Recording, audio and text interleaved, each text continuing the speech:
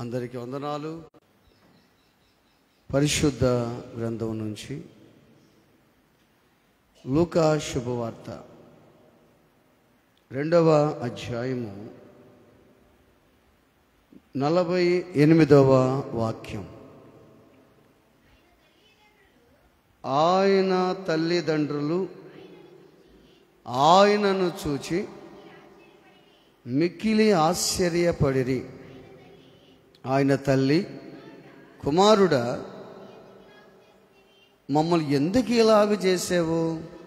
ఇదిగో నీ తండ్రియు నేనును దుఃఖపడుచు నిన్ను వెదుకుచుంటుమని ఆయనతో చెప్పగా చాలు. ఈ వాక్య భాగంలో మనం గమనించినట్లయితే, ఈ వాక్య భాగంలో యేసుక్రీస్తు ప్రభువు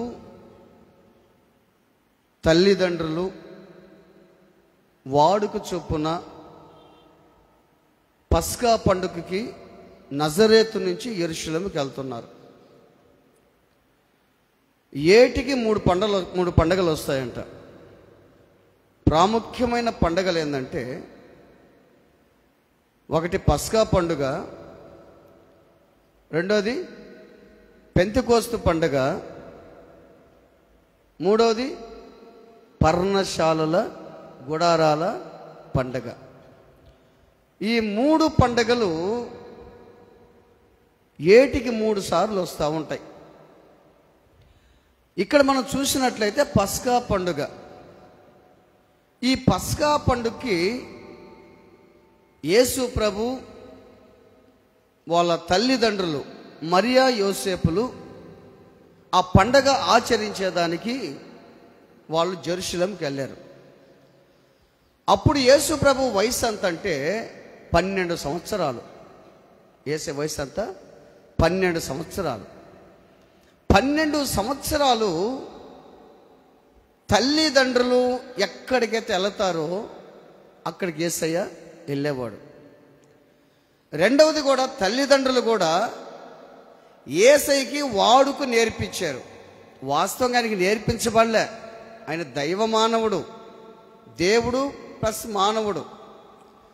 మానవునిగానే పెరిగాడు, దేవుడిగా మన కోసం చేయాల్సిందంతా చేశాడు.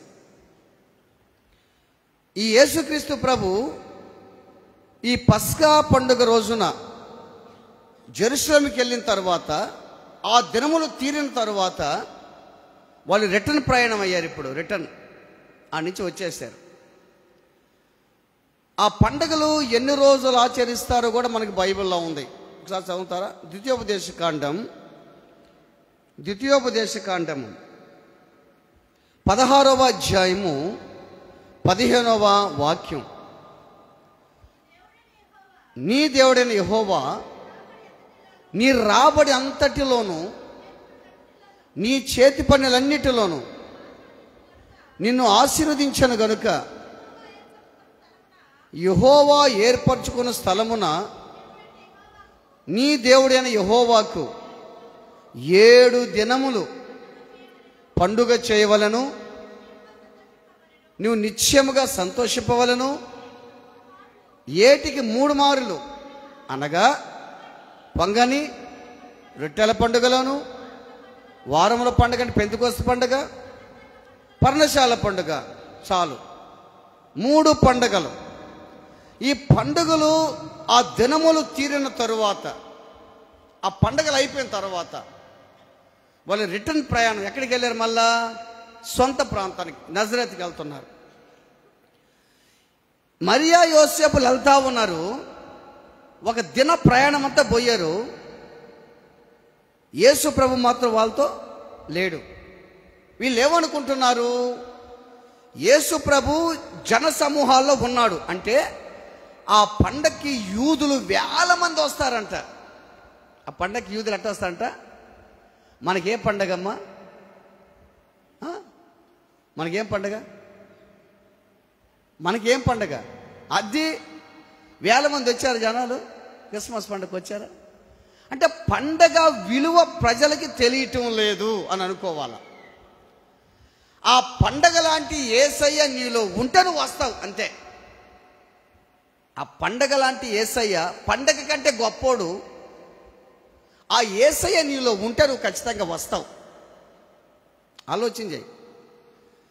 యూదులు ఖచ్చితంగా ఎక్కడున్నా సరే 3 పండుగలకు రావాలి వాళ్ళు. ఈ పస్కా పండుగకి వేల మంది యూదులు వస్తారంట, వేల మంది యూదులు. యూదా దేశానికి రాజధాని ఏం తెలుసా? జెరూసలేం. అందుకని అందరూ కూడా జెరూసలేంకి వెళ్తున్నారు.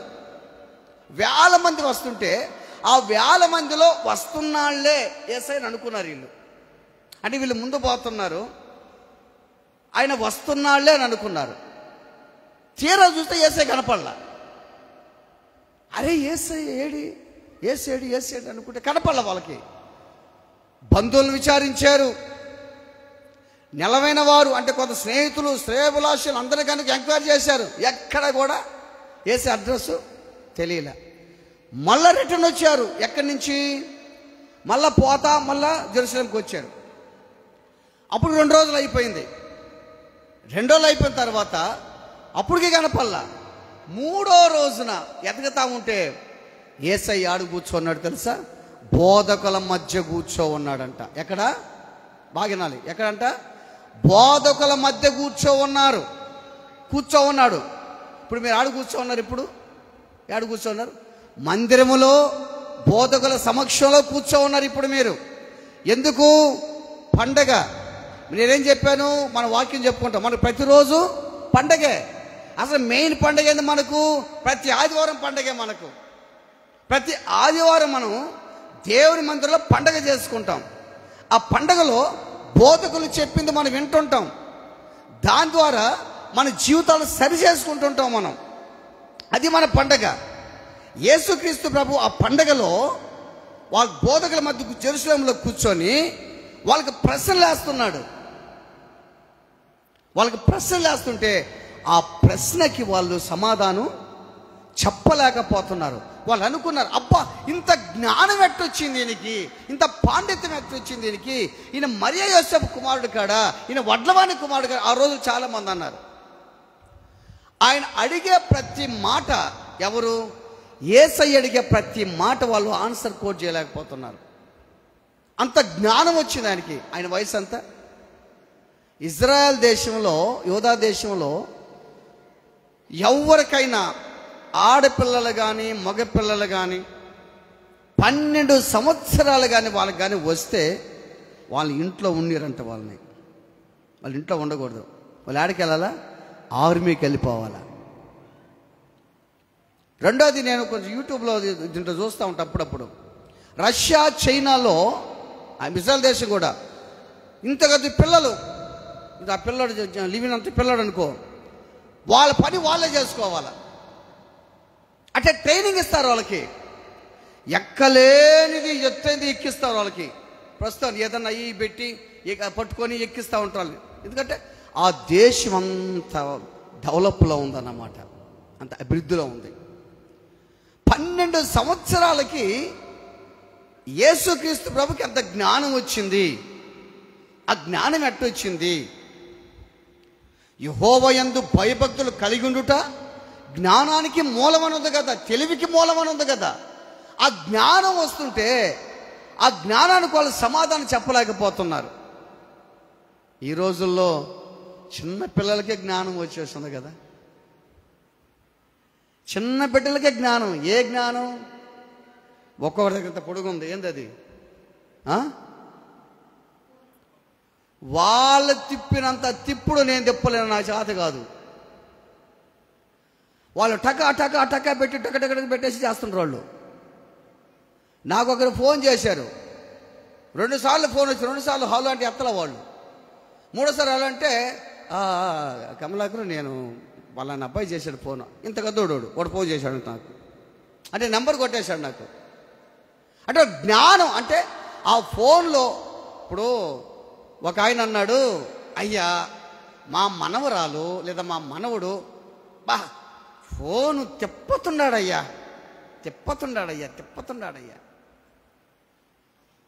ఫోన్ తిప్పుతున్నాడు, వాడు తిప్పిపోతున్నాడు కూడా అర్థం కావట్లే. క్రీస్తులో పెంచాలి, వాక్యంలో పెంచాలి. వాక్యం చదివేది నేర్పించాలి, ప్రార్థన చేసేది నేర్పించాలి మన బిడ్డలకి. బాగా ఆలోచించండి. అంత జ్ఞానం ఎట్టొచ్చింది ఆయనకి? నీకెందుకు జ్ఞానం రావట్లేదు? నీకెందుకు జ్ఞానం చెప్పనా? చెప్పేదా? ఎందుకు జ్ఞానం నీకు రావట్లేదంటే నువ్వు స్కూల్కి రావట్లే. ఎక్కడికి రావట్లేదు? స్కూల్కి రావట్లేదు. ఏ స్కూల్ అది? ఈ స్కూల్కి రావట్లే నువ్వు. నీకు అన్నీ ఆబ్సెంట్లే. నువ్వు అన్నిట్లో ఫెయిల్ అయిపోవడం. నువ్వు అన్ని సబ్జెక్టులో ఫెయిల్, అన్ని సబ్జెక్టులో పాస్ అయిపోయావు, పాస్ కావట్లే. నువ్వు స్కూల్కి కానీ వస్తే నీకు జ్ఞానం వస్తుంది. దేవుడు చెప్పే మాటలు బట్టి నీకు జ్ఞానం వస్తుంది. ఆలోచించు. ఆ జ్ఞానానికి, యేసయ్య జ్ఞానానికి వాళ్ళు తబ్బిబ్బైపోయారు. అప్పుడు వెళ్ళారు అక్కడికి వెళ్ళిన తర్వాత అప్పుడు అడుగుతున్నారు వాళ్ళు. మరి చదువుకున్న వాక్య భాగం చదువుదాం. 48వ వచనం. ఆయన తల్లిదండ్రులు ఆయన చూసి మిక్కిలి ఆశ్చర్యపడ్డారు. ఆయన తల్లి, కుమారుడా ఎందుకు మమ్మల్ని ఇట్లా చేసావు? చాలు, ఎందుకు ఇట్లా చేసావు? ఈ మాట ఎట్టుంది? ఇప్పుడు ఈ మాట ఎట్టుందంటే నాకు అర్థమయ్యే విషయం మీకు కూడా అర్థమవుతుంది. ఎట్టుందంటే, ఎందుకే మమ్మల్ని బాధ పెడుతున్నావు, అంతేనా? అదే కదా. ఇప్పుడు వాస్తవంగా ఎత్తుకుంటే యేసయ్య వీళ్ళని బాధ పెట్టాడా? వీళ్ళు యేసయ్యని బాధ పెడుతుండ్రా? యేసయ్యని. ఇప్పుడు గబ్రియల్ దూత ఏం చెప్పాడు? నువ్వు పరిశుద్ధాత్మ వలన కంటావమ్మా, ఆయన మామూలు వ్యక్తి కాదు, ఆయనకి యేసు అని పేరు పెడతావు, ఆయన దేవుడమ్మా అని చెప్పాడా లేదా? శారీరకంగా పుట్టలేదు కదా, పరిశుద్ధాత్మ గర్భంలో పడి జన్మించాడు కదా యేసయ్య. అంతకుముందు కూడా గొల్లలు ఏం చేశారు తెలుసా? గొల్లలు జరిగిన విషయాన్ని చెప్పారు మరియమ్మకి. తొట్లో పడుకున్న యేసుక్రీస్తు ప్రభుని చూసి మరియమ్మకి జరిగినవన్నీ చెప్పారు. అమ్మ, దేవదూత కనిపించాడమ్మా, మమ్మల్ని భయపడబాకని చెప్పాడమ్మా, ఈయన మామూలు వ్యక్తి కాదంటమ్మా అని చెప్తే, దాన్ని బట్టి ఈ మరియ ఆ మాటలు హృదయంలో భద్రం చేసుకుంది. హృదయంలో ఏం చేసింది? భద్రం చేసుకుంది ఆ మాటలు. ఇక్కడ చూస్తే ఏమంటారు తెలుసా? అంటే ఈయన మా కుమారుడు, ఈయన మా కుమారుడే, ఈయన మా కుమారుడు. ఏం చేసయ్యా నువ్వు చేసేది? మమ్మల్ని ఎందుకు ఇలా చేసేవయ్యా? నువ్వు మాతో రావచ్చు కదా. ఇప్పుడు మేము 3 రోజులు తిరుగుతున్నామయ్యా. నేరుగా అక్కడి నుంచి వచ్చావా, వెళ్ళావా, మళ్ళా వచ్చావా, మళ్ళా 3వ కనిపించావా? నువ్వు మాకు మమ్మల్ని ఎందుకు ఇలా బాధ పెడుతున్నావు? చాలా కుటుంబాల్లో కూడా అంటుంటుల్లా తల్లిదండ్రులు బిడ్డలు ఏమంటారు తెలుసా? పెద్ద అయితే, ఎందుకురా మమ్మల్ని బాధ పెడుతుండవు నువ్వు? కూతురు అనుకో, ఎందుకు మేము మమ్మల్ని బాధ పెడుతుండవు? ఏంది మే నువ్వా? సత్యదంటే చెప్పా నువ్వా? చాలా కుటుంబాల్లో సావమంటావా చెప్పు, ఎందుకు బాధ పెడుతుండవు?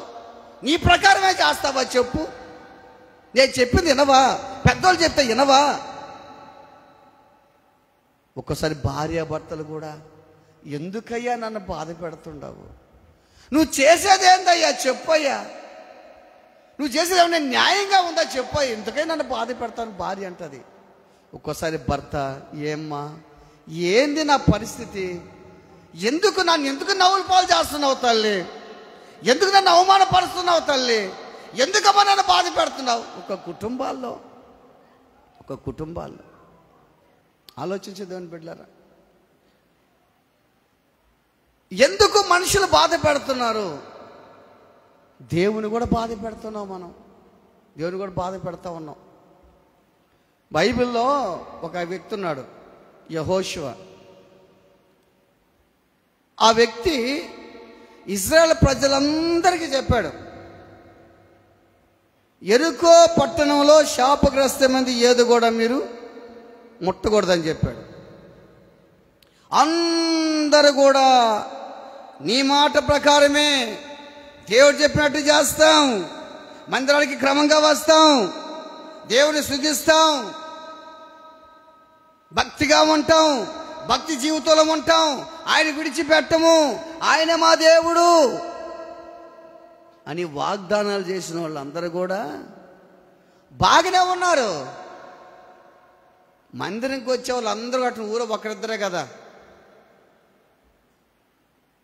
వాళ్ళు ఒక వ్యక్తి ఊరైనా ఎవరు ముట్టాడు దాన్ని? ఆయన పేరు ఆకాను. ఎవరైనా ఆకాను. ఏదైతే ముట్టకూడదో, ఏ పని అయితే చేయకూడదో ఆ పని చేసేసాడు.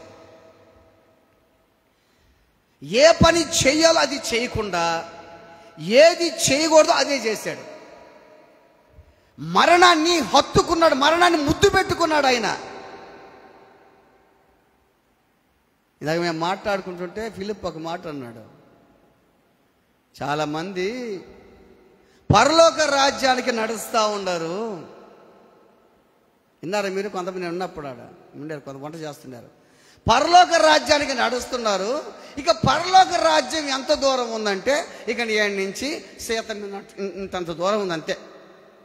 అంటే అంత దూరం కానీ దాటితే, ఈ దాటేటప్పటికి కష్టాలు వస్తాయి, శోధనలు వస్తాయి, బాధలు వస్తాయి, ఇరుకులు వస్తాయి, ఇబ్బందులు వస్తాయి, ఆటంకాలు ఎన్నెన్నో వస్తుంటాయి. అంత దూరం పోలేక నేను పోలేనని వాడు ఎగిరి నరకంలో దూకుతున్నాడంట. నాకొద్దు పోరా నాయన. ఎక్కడికి వెళ్తున్నాడు అంటే దేవుడి దగ్గరికి రాలే. అంటే ఎక్కడికి వచ్చేసాడు? చాలా దగ్గరకు వచ్చేసాడు. అంతేనా? చాలా దగ్గర, అంటే దగ్గర ఒక ఇక 20 మీటర్లు అంతే, 20 మీటర్లు అంత దగ్గరికి వస్తే ఆ దగ్గరికి అంత దూరం పోలేక ఏం చేస్తున్నాడు ఇప్పుడు? వీళ్ళు చూసావా? ఆకాని పరిస్థితి కూడా అదే కదా. నాకు టక్కన జ్ఞాపకం వచ్చింది అది. దేవుడు నాకు టక్కన జ్ఞాపకం ఇచ్చాడు నాకు. ఆకాని కూడా అదే కదా. అరే నాయనా, మీరు బాగుపడతారా, నా మాటేనంటరా, ఎరుక పట్టణాన్ని జయిస్తామరా మనము, దానికి వద్ద సేవచ్చు ముట్టకూడదు మీరు, నా మాటేనంటే ఆకాని ఏం చేశాడు? బంగారు కమ్మి, షీనారు వస్త్రం, మొత్తం బంగారు తీసుకొని తన గుడారంలో దాచిపెట్టుకున్నాడంట. తన గుడారంలో దాచిపెట్టుకున్నాడంట. నువ్వు దాచిపెట్టుకోవాల్సింది ఏంది? ఏం దాచిపెడుతున్నావు నువ్వు? అక్రమాలు, తన అతిక్రమాలు దాచిపెట్టువాడు వర్ధలుడు, వాటిని ఒప్పుకొని విడిచిపెట్టాడు, కనికరించబడతాడంట. పాపం దాచిపెడుతుండవా? జాగ్రత్త. నువ్వు చేసే పాపం కోడై ఇంటి మీద నిలబడి కోడై కోస్తుంది. ఆ పాపం నీకు అర్థం కావట్లే. ఎవరిని చూడలేదనుకుంటున్నావు నువ్వు. పిల్లి పాలు తాగతంట, నన్ను ఎవరు చూడలేదంట అనుకుంటుందంట పిల్లి. దాన్ని చూసేవాడు ఒకడు ఉంటాడు, దాన్ని కొట్టేవాడు ఒకడు ఉంటాడు, దాన్ని పిల్లిని. ఆలోచించు. బంగారు కమ్మి షీనారు వస్తువు తీసుకొని ఇశ్రాయేలీయులంతా గందరగోళం అయిపోయి దేవుడు కూడా బాధపడిపోయినాడు. యెహోషువ, ఇశ్రాయేలీయులు పాపం చేశారయ్యా. ఎంతమంది చేశారు పాపం? ఒక్కడు చేస్తే ఏం చెప్పాడు? ఇశ్రాయేలీయులు పాపం చేశాడయ్యా. గుర్తుపెట్టుకో. ఆ ఒక్కరిలో నువ్వు ఉండవా? ఈ సజీవుడైన క్రీస్తు పరిచర్య విశ్వాసులారా, ఆ ఒక్కరిలో నువ్వు ఉండవా? ఆకాన్లాగా నువ్వు ఉండవా? ఆలోచించు. నన్ను బాధ పెట్టారు యెహోషువ, నన్ను బాధ పెట్టారు. ఆ వాక్యం చూస్తే యెహోషువ గ్రంథం 7వ అధ్యాయము 25వ వాక్యం. యెహోషువ 7:25. అప్పుడు యెహోషువ, నీవేళ మమ్మల్ని బాధ పెట్టావు, నేడు యెహోవా నిన్ను బాధపరచుననగా ఇశ్రాయేలీయులందరూ వాడిని రాళ్లతో కొట్టి చంపారు. నేటి వరకు ఆ రాళ్ల కుప్ప ఉంది. చూసావా? నీవేళ మమ్మల్ని బాధపరిచావు. ఎవరిని బాధపరుస్తున్నావు ఇప్పుడు? బాగా ఆలోచించి. ఇప్పుడు విశ్వాసులు కాపరిని బాధపరుస్తున్నారా, కాపరి విశ్వాసుని బాధపరుస్తున్నాడా? ఏమ్మా, కరెక్ట్గా చెప్పండి అమ్మా మీరు. అంటే కరెక్ట్గా చెప్పాలి మీరు ఇప్పుడు. విశ్వాసులు కాపరిని బాధ పెడుతున్నాడా, కాపరి విశ్వాసం బాధ పెడుతున్నాడా? విశ్వాసాన్ని బాధ పెడుతున్నారు కదా, కరెక్ట్గా చెప్పారు మీరు. ఎందుకు బాధ పెడుతుంది తెలుసా? చర్చికి రండి అని అడుగుతారు, అది మీకు బాధ పెడుతున్నారు మీరు. చర్చికి రండి అని అడుగుతున్నానే, అది మీకు బాధ కలుగుతుంది. ఇప్పుడు బాధ కలుగుతుంది, అది బాధ. కరెక్ట్గా నిజమే, మీరు చెప్తే కరెక్టే.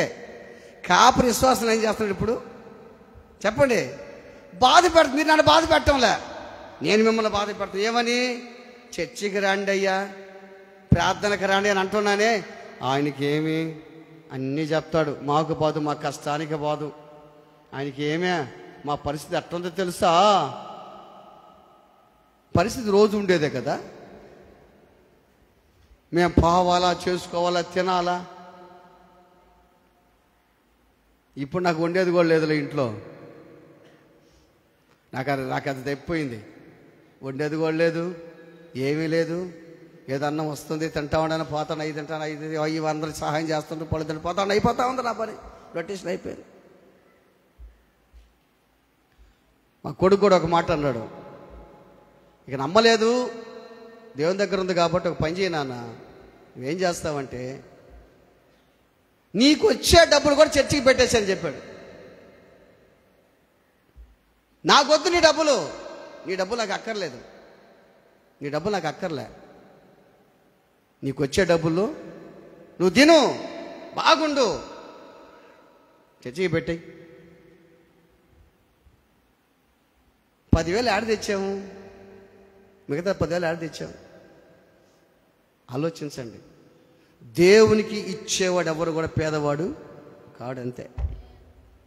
మీరంతో ఇస్తున్నారు, మీకంటే తక్కువే నేను ఇచ్చేది, నేను ఎక్కువ ఇవ్వటంలే.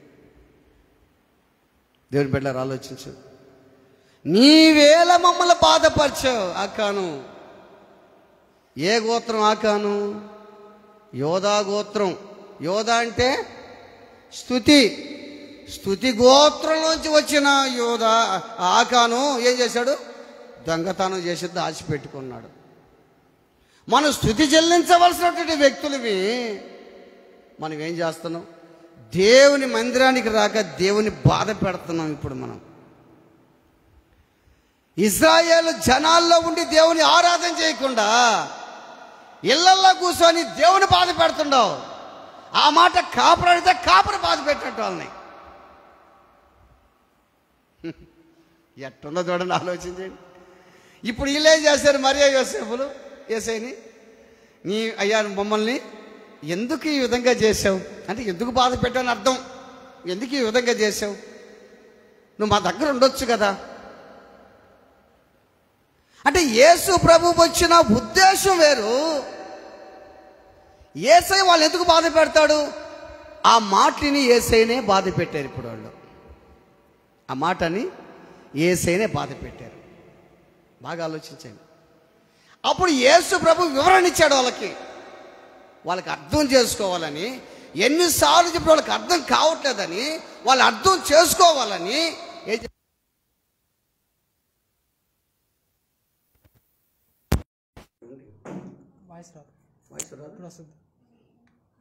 ఏం చెప్పాడు తెలుసా?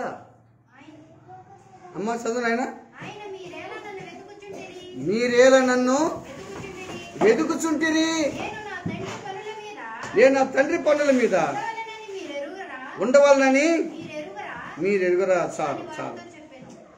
ఏం చెప్పాడు? మీరేలా నన్ను వెతుకుతున్నారు, నన్ను ఎందుకు ఎదుగుతున్నారు మీరు? నేను ఎక్కడున్నాను ఇప్పుడు? నా తండ్రి పనుల మీద. అంటే అర్థం ఏంటంటే, నా తండ్రి ఇంటిలో అంటే ఆలయం అని అర్థం. నా తండ్రి పనులు, నా తండ్రి ఇల్లు అంటే ఆలయం. రెండోది, ఇప్పుడు బాగా ఆలోచన చేస్తే, నేను ఆలయంలో చేయవలసిన పని చాలా ఉందని అర్థం. అంత చెప్పలు పట్టండి. నేను ఆలయంలో చేయవలసిన పనులు కొన్ని ఉన్నాయి. మీరు నన్ను ఎట్టెదుగుతున్నారు? బాగా ఆలోచించండి. నేను ఎందుకు వచ్చాను ఈ లోకానికి? అసలు యేసయ్య ఎందుకు వచ్చాడు? తండ్రి చిత్తాన్ని నెరవేర్చేదానికి ఈ లోకానికి వచ్చాడు. నశించినటువంటి ఆత్మలను రక్షించి తండ్రికి తండ్రికి చేర్చేదానికి, తండ్రికి వాళ్ళు సంధి చేసేదానికి లోకానికి యేసుక్రీస్తు ప్రభు వచ్చాడు. అందుకని ఇప్పుడు మీరు ఎందుకు ఈ మాట అంటున్నారు? మీరు నన్ను బాధ పెడుతున్నారు. ఇప్పుడు మీరు చేసే పనులేంది? నేను నా తండ్రి పనుల మీద ఉన్నా ఇప్పుడు నేను. ఆమేన్. ఏమ్మా, మీరు ఏ పనుల మీద ఉన్నారమ్మా? మామూలుగా చెప్పండి, మీ పనులు మీరు చేసుకుంటున్నారా లేదా? మీ పనులు, భార్య భర్తలు బిడ్డలు డెవలప్ అయ్యేదానికి, పిల్లలకి మీ పనులు మీరు చేసుకుంటున్నారు, మంచిదే. కానీ తండ్రి ఇంటిలో, దేవుని ఆలయంలో చేయవలసిన పనులు కొన్ని ఉన్నాయి, గుర్తుపెట్టుకోండి. మనందరం ద్రాక్ష తోటలో పనివారమే. కొన్ని పనులు మనం చేయాలి. ఆ పనులు నువ్వు చేయలేకపోతున్నావు. ఆ పని చేసేటప్పుడు నీకు శోధనలు వస్తాయి. ఆ పని చేసేటప్పుడు నీకు కష్టాలు వస్తాయి. నువ్వు బాగా పని చేస్తుంటే పక్కక్క నేను సూటిపోటి మాట్లాడుతుంది. నువ్వు బాగా పని చేస్తుంటే పక్కనన్న నిన్ను అసహించుకుంటాడు. మొత్తం ఈందే ఉన్నట్టుంది కదా అయ్యో అని అంటాడు. మొత్తం ఈవిది ఉన్నట్టు కదా అంటాడు అనేక మంది. ఆలోచించి, యేసుక్రీస్తు ప్రభువు పని చేస్తే ఆయన గౌరవించారు? ఎవరన్నా గౌరవించారమ్మా? యేసు ప్రభువు చేసిన పనులకి ఆయనకున్న గౌరవం ఏం తెలుసా? నిందలు, అవమానాలు, సూటిపోటి మాటలు, హేళన, ఎగతాళి చేయటము, కొట్టబోవటము, ఉమ్ము ఊయటము, పిడిగుద్దులు గుద్దటము, సిలువలో ఉంటే నువ్వు దిగిరా చూద్దామని అంటాము. ఈ దేవుని కుమారుడు అంట, ఈయన రక్షించుకోలేకపోయాడు, మమ్మల్ని రక్షిస్తాడని అంటాము. ఈ మాట ఎందుకు చెప్తుంది తెలుసా? తండ్రి ఇంటిలో పని చేసే వాళ్ళకి అన్నీ వస్తాయి. తండ్రి ఇంటిలో చేయాల్సిన పనులు కొన్ని ఉన్నాయి, చాలా ఉన్నాయి. ఆ పనులు మర్చిపోతున్నావు నువ్వు. యేసు అంటాడు, కొన్ని పనుల కోసం వచ్చానే నీ లోకానికి, ఆ పనులు నేను చేయాలి. ఇప్పుడు నాకు గౌరవం కావాలి, అధికారం కావాలి, హోదా కావాలి అంటే ఎట్టుంటా చెప్పు? నన్ను ఎవరు గౌరవించటం లేదు, నేను ఎట్టంటే అట్టున్నాను, నన్ను ఎవరు కూడా మంచి అంటం లేదు. ఆలోచించే. యేసయ్యకే గౌరవం లేదు, కాపరికే గౌరవం లేదు. కాపరే ఫోన్లు చేసి బతిలాడుకుంటాడు వాళ్ళని, ఏయ్యా చర్చికి రావా, అమ్మ చర్చికి రావా అని. కాపరికే విలువ లేదు, నీకు అట్టది విలువ? ఆలోచించి. ఫోన్లు చేసి చేసి ఒక ఆయన అన్నాడు, నా పక్కన ఒక ఆయన ఉండాడు, నా పక్కన ఒక ఆయన ఉంటే వేరైన ఫోన్ చేస్తూ ఉన్నాడు, ఈయన ఫోన్ ఎత్తల చేసి చేసి చేసి చేసి చేసి చేసి చేసి చేసి విఫలమైపోయి తనకు కనిపించాడు. ఏమరా ఫోన్ కూడా ఎత్తలేదు కదరా నువ్వా అని అన్నాడు. ఎట్ట నీ దగ్గరకు వస్తా కాబట్టి ఎత్తలేదు లేరా అని అన్నాడు. ఆయన అన్నాడు, ఒరే నిజంగా దానికి కానీ ప్రాణం ఉంటే సచ్చుండేదేరా. దేనికి? ఫోన్కి. దానికి కానీ ప్రాణం ఉంటే సచ్చుండేదేరా. ఎన్నిసార్లు చేశాను రా ఫోన్లా. ఆలోచించే. ఎన్నిసార్లు బతిలాడుతుంటాం. బతిలాడించుకున్న దానికి కూడా మనకు కొంచెం ఉండాలి. ఎన్నిసార్లు చెప్తుంటాం, మందిరానికి రండి, మందిరానికి రండి, తండ్రి ఇంట్లో చేయాల్సిన పనులు కొన్ని ఉన్నాయని. నీ పనులు నువ్వు చేసుకుంటున్నా మంచిదే, చేసుకో. తండ్రి పని కూడా చేయి, దేవుని పని కూడా చేయి. మీరేలా నన్ను వెతుకుతున్నారు? నా తండ్రి ఇంటిలో అనేకమైన పనులు ఉన్నాయి, నేను చేయాలి. ఆయన చేయాలి. దేవుని బిడ్డలారా ఆలోచించాయి. మనకు గౌరవాలు కావాలా, అధికారాలు కావాలా, హోదాలు కావాలా? యేసయ్యకే గౌరవం లేదు, కాపరికే గౌరవం లేదు, మనకి ఎలా వస్తుంది గౌరవం? ఇప్పుడు ఉదాహరణకి మీకు అర్థమవుతాడు చెప్తా. ఇప్పుడు పెయింట్, మన వాళ్ళు దీనికి పెయింట్ చేస్తారు. ఈ గోడకి మంచి పెయింట్ వేసేసారు అనుకో, అంటే మంచి ఒక ఆర్ట్ లాగా పెయింట్ వేసారు అనుకో. ఇప్పుడు దీని కుమార్ అక్కడ ఉన్నాడు, నేను కూడా నిలబడుకోకుండా నా దగ్గరకు వచ్చి దీవుని కుమార్ని మెచ్చుకుంటారా, నన్ను మెచ్చుకుంటారా? అది నువ్వు చేసే పని బట్టి నీకు మెప్పు కలుగుతుందయ్యా. నువ్వు చేసే పని నీకుంది. ఏ పని చేస్తావో ఆ పని విడిచిపెట్టొద్దు. నువ్వు మందిరంలో పని చేసేటప్పుడు అందరు రాలేదని అనుకోవద్దు. నువ్వు అక్కడ వచ్చావే, ఒక్కదాని వచ్చావు, నువ్వు పని చేయి. నువ్వు పని చేసేప్పుడు నసుక్కోకూడదు. నువ్వు పని చేసేప్పుడు నసుక్కుంటా, నాకే పట్టింది ఇది, ఎవరు రాలేదు అంటే వీళ్ళు ఇట్ట అయిపోతారు అనుకోవద్దు. ఆ విధంగా నువ్వు చేసేవంటే నీకు ప్రతిఫలం దేవుడు ఇవ్వడు. నువ్వు చేస్తానే ఉన్నావు, నువ్వు పని చేస్తానే ఉన్నావు, అనే మాటలు అంటానే ఉన్నావు, నీకు ప్రతిఫలం రాదు. వాళ్ళు వచ్చినా రాకపోయినా నీ పని నువ్వు చెయ్యి, నీకు ప్రతిఫలం ఇస్తా, దేవుడు నిన్ను ఆశీర్వదిస్తాడు. ఏం తెలుసా, దేవుని ఇంటిలో చేయాల్సిన పనులు కొన్ని ఉన్నాయి, చాలా ఉన్నాయి. ఆలోచించు. ఆ పనిలో నువ్వు నిమగ్నం అవుతున్నావా? ఆ పని చేస్తున్నావా? దేవునితో చేసిన పనులు ప్రార్థనా పరుడుగా నువ్వు ఉన్నావా? ప్రార్థనాత్మ కలిగి జీవిస్తున్నావా? ఇతర ప్రేమించే మనసు నీకుందా? క్షమించే మనసు నీకుందా? కొన్ని పనులు ఉన్నాయి, ఆ పనులు నువ్వు చేస్తున్నావా? ఎక్కడేసిన గొంగలు అక్కడ ఉంది మన జీవితం. ఈరోజు ఆలోచన చేయి. వాళ్ళు అడిగిన మాటకి నాకు ఆన్సర్ ఇచ్చాడు యేసుక్రీస్తు ప్రభు. నా తండ్రి ఇంట్లో అనేక పనులు ఉన్నాయి, నేను వాటిని నిమగ్నం అయిపోయాను. మీరెలా నన్ను వెతుకుతున్నారు? అసలు నన్ను ఎందుకు వెతుకుతున్నారు మీరు? దాని కింద చూస్తే అమ్మని ఏమైంది అక్కడ? దాని కింద ఎదుగురా. ఇంకా అయితే ఆయన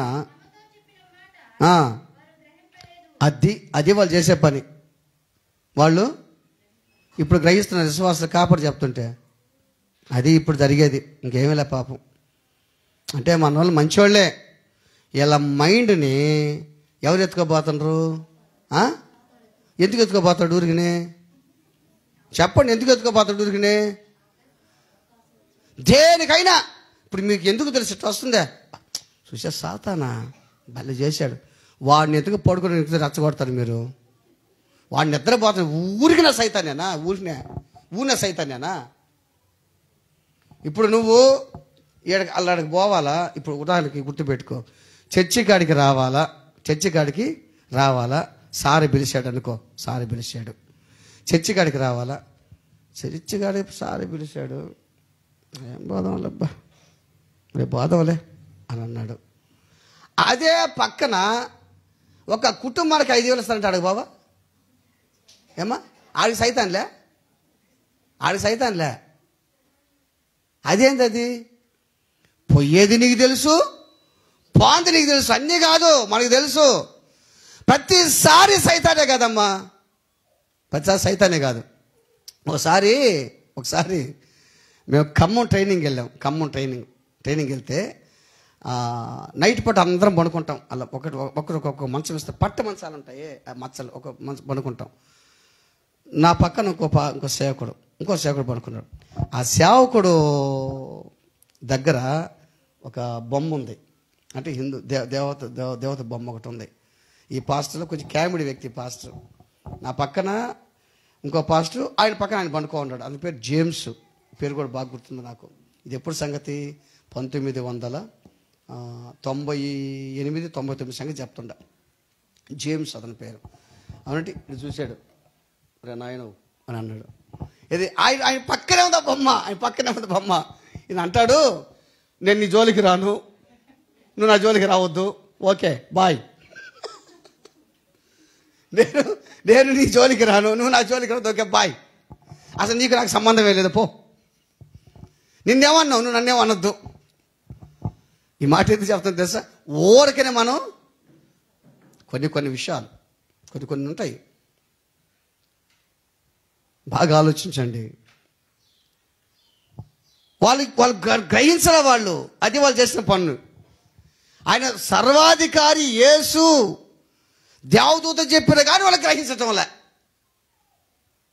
ఇప్పుడు కాపరిలో దేవుడు ప్రవేశించి మీతో మాట్లాడుతున్నా మీరు గ్రహించటం లేదంటే సైతాను కాదు, అది ఏంది అది చెప్పండి? అది సైతాను కాదు, అది మీ మైండ్ ఆబ్సెంట్లు అయిపోండి.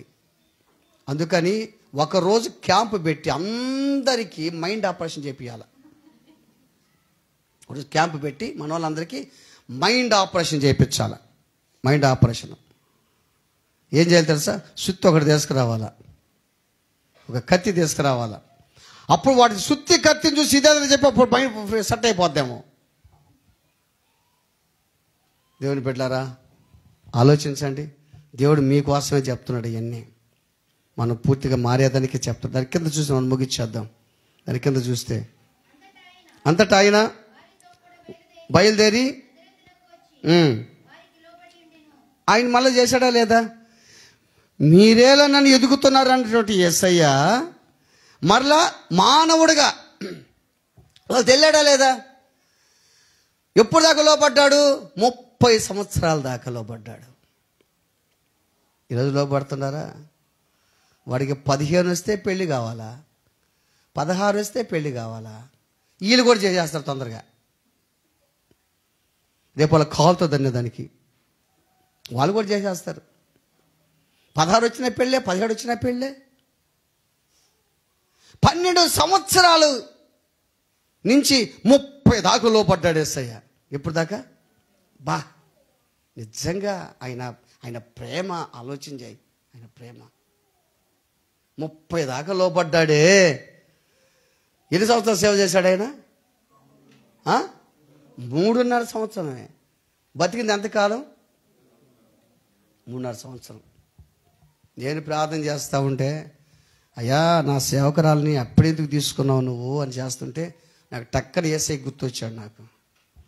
అరే నేను 33 సంవత్సరాలుగా చచ్చిపోయాను అన్నాడు. నేను 33.5 సంవత్సరాలుగా చచ్చిపోయాను నేను. నీ భార్య నాకంటే ఎక్కువ బతికింది. ఏది ఏమైనా సరే దేవునికి మనం లోపడాలి. ఆమేన్. సంఘం కాపరికి లోపడాలి. భార్య భర్తకు లోపడాలి. భర్త భార్యని ప్రేమించాలి. బిడ్డలు తల్లిదండ్రులకు లోపడాల్సిందే. అంతే. నగ్న సత్యాలు ఇవన్నీ, నగ్న సత్యం. ఈ మాటలన్నీ కూడా మరి ఏం చేసింది? హృదయంలో భద్రం చేసుకుందంట. అంటే మళ్ళా వాళ్ళు గ్రహించలేదు, అయినా కానీ ఓహో భద్రం చేసుకుంది. ఏం నీ జ్ఞాపకం వచ్చింది? దేవని చిన్నప్పుడు పుట్టినప్పుడు గొల్లలు చెప్పారే, అది జ్ఞాపకం వచ్చి ఉంటుంది. ఇంకి ఎప్పుడు భద్రం చేసుకుని కరెక్ట్ గొల్లలు చెప్పారు, కరెక్ట్ భద్రం చేసుకుంది. నువ్వు ఇప్పుడు ఏం భద్రం చేసుకుని తెలుసా? ఇప్పుడు చెప్పిన వాక్యం హృదయంలో నువ్వు ఇప్పుడు చెప్పిన వాక్యం హృదయంలో భద్రపరచుదువుగాక. ప్రార్థన చేసుకుందాం. తల్ల వంచుదాం, కళ్ళు మూసుకుందాం.